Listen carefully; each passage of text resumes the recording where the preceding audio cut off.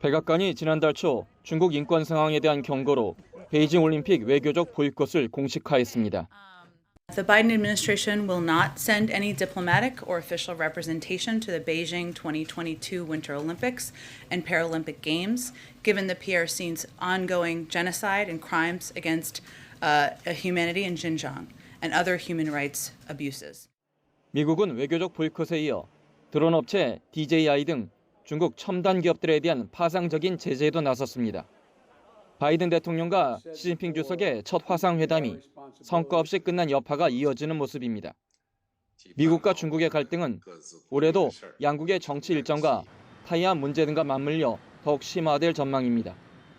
특히 중국은 베이징 올림픽과 당대회를 시진핑 주석 장기 집권의 발판으로 삼으려 하는 데 비해 미국은 11월 중간 선거를 의식해 반중 연대를 확대하며 압박 수위를 높일 가능성이 큽니다.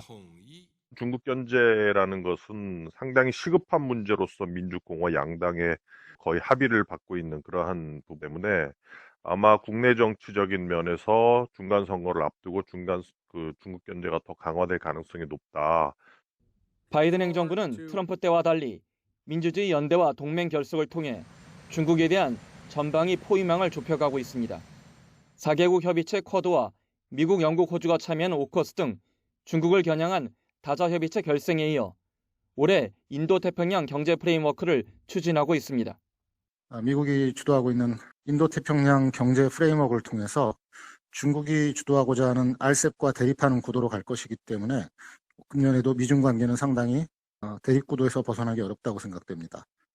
미국이 중국의 팽창을 견제하기 위한 경제안보 연대 구축에 속도를 낼 경우 우리 정부의 전략적 고심은 더욱 커질 것으로 보입니다. 미국과 중국의 패권 경쟁이 공급망 재편 등 경제 안보는 물론 남북 관계에도 적잖은 영향을 미치기 때문입니다.